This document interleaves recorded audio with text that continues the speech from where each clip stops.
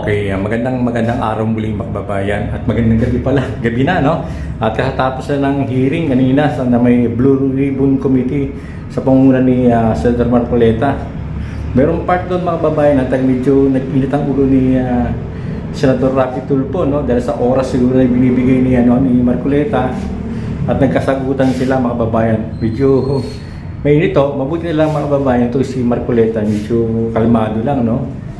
Kaya yun ang maganda at si Pisa, pamumuno niya bilang Blue Ribbon Committee, kailangan medyo kalmado lang talaga mga babayan.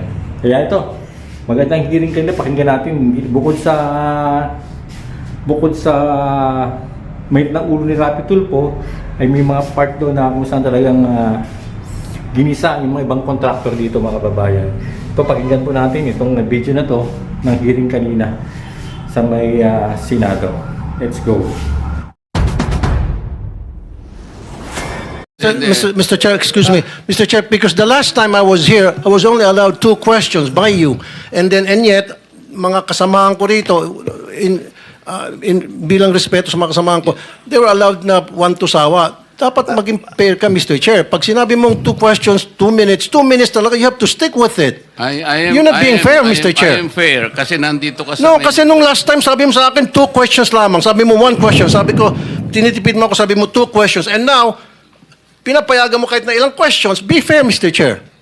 Teka muna, bago tayo magkaroon ng impression na walang fair dito, noon, sinabi ko na in the earliest statement na nag-uumpisa tayo noon at kinakailangan nating mabakate ang plenary at exactly 2:15, kaya tayo nagmadali. Kaya naman sabi ko sa inyo, pasensya na muna. Ngayon, sa dami ng gustong magtanong, kaya binigyan natin ng tigpa 5 minutes ngayon. Kaya lang, I am following a schedule here. Ito pa yung nandito kung wala na si Senator Marcos, tapos ka na. Mr. Chair.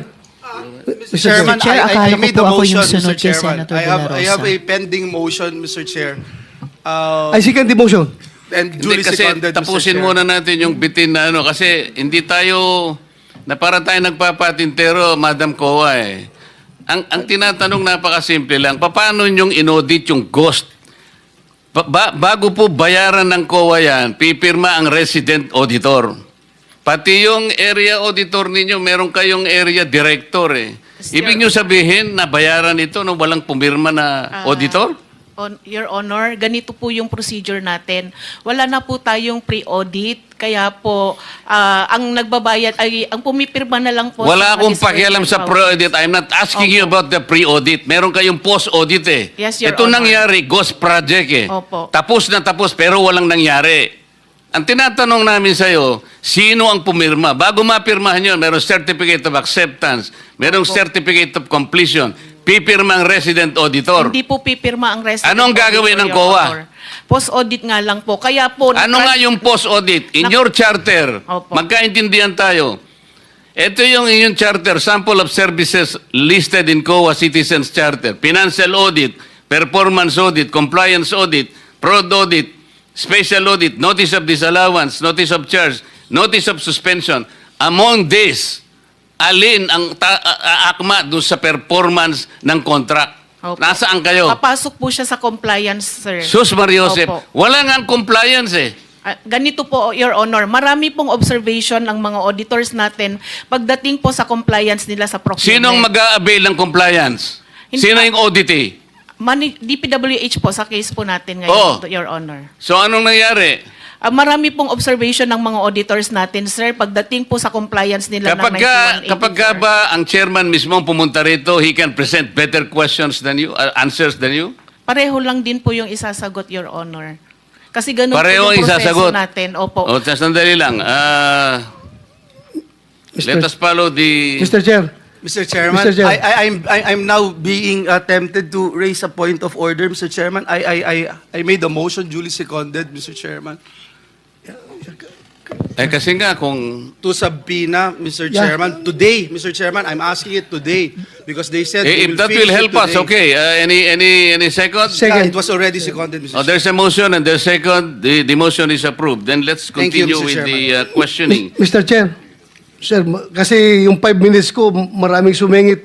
Last na lang, isa lang. Hindi, kasi hindi na makakaano itong mga kasama natin. With the permission of Baka Senator mamaya sabihin Tolpo. na naman, unfair Senator tayo. Tolpo, maigsi lang. Maigsi lang. Ha?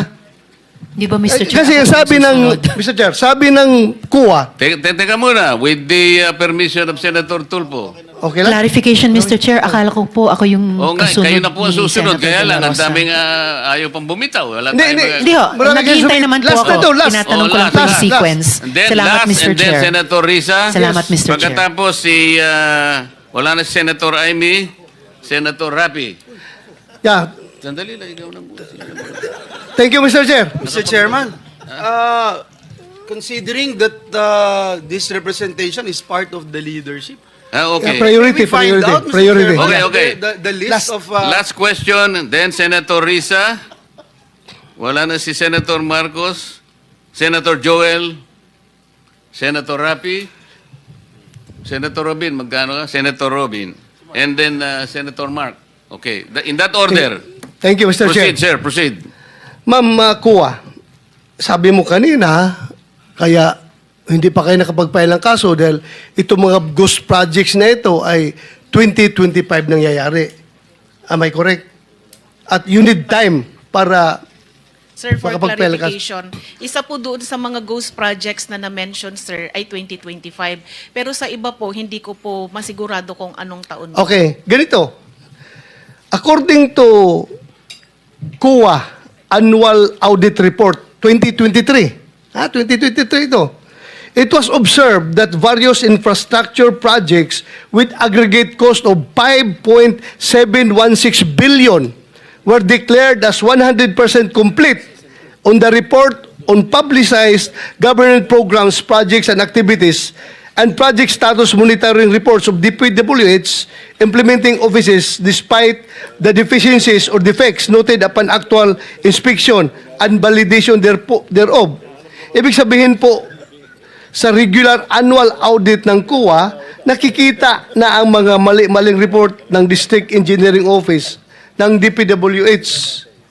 So itong mga 2023 na mga problema, wala pa kayo napailan ng kaso nito? Your Honor, yung iba po dyan kasi, kinorek na nung contractor yung mga noted deficiencies. Yung iba naman po, nagbayad na po yung mga persons liable. At doon sa mga nakorek, kahit nakorek po, meron din pong mga pinataw or nakolektang liquidated damages po. So, meaning, wala talaga nakasuhan kasi naayos nila. Naayos nila ito lahat. Kasi 5.716 billion pesos na projects. Sabi, maraming deficiencies. Tapos, Po yung wala total- nakasuhan. Yan po yung total contract cost, Your Honor, yung 5.7. Yes. Opo. So, wala nakasuhan ito. Itatanong ko po kasi, Your Honor, consolidation po yan sa lahat ng regional and district engineering offices. Yes, I hope, Opo. ma'am. That's your Opo. mandate. That's your mandate. Kukunin po namin sa mga regional auditors Yeah, po gawin natin po ninyo. kung meron po silang mga pinailan po para po dyan. Salamat.